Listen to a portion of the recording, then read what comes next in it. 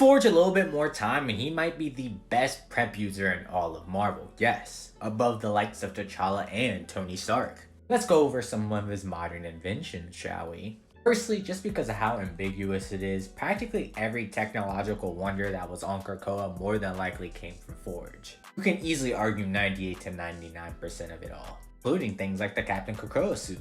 And now currently, he literally made it so that he has no limits through technology by making himself an Omega level mutant. And what's busted? Theoretically, because of how Forge's powers work, he can make himself beyond Omega level mutant and then stack it over and over and over again until he's just like omnipotent. Even before his Omega level buff, Apocalypse noted that he can create technology / futures that he cannot conceive. You know, the dude that somehow knows practically everything about a higher dimensional metal like Mysterium, thousands of years of magic experience, yet when it comes to Forge's technology, I mentioned celestial tech and still can't read on Forge. Now he has this overpowered ass orb. Think of any top tier ability: reality warping, space-time manipulation, dimensional manipulation.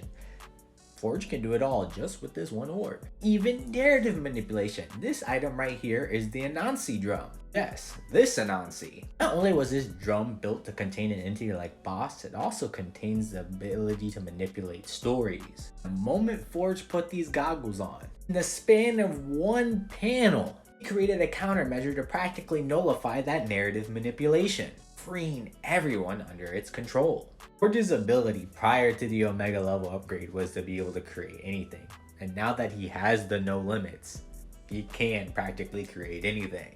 With this catalyst, as shown here, even some of the heaviest hitting powers in Marvel he can build countermeasures for. Quick as hell too. Like I said, it took him less than half a panel to build a countermeasure for the Anansi drum. All I want now is like some sort of mini arc or tournament of the best tech heads: Moon Girl, Forge, Tony Stark, T'Challa, throw anyone else you want in there just to see who's best at what specific fields. After all that yammering, I do not believe there isn't an entity, at least in the main universe, that Forge cannot build something to combat against. Forge is him. Give him his respect. He deserves it for real.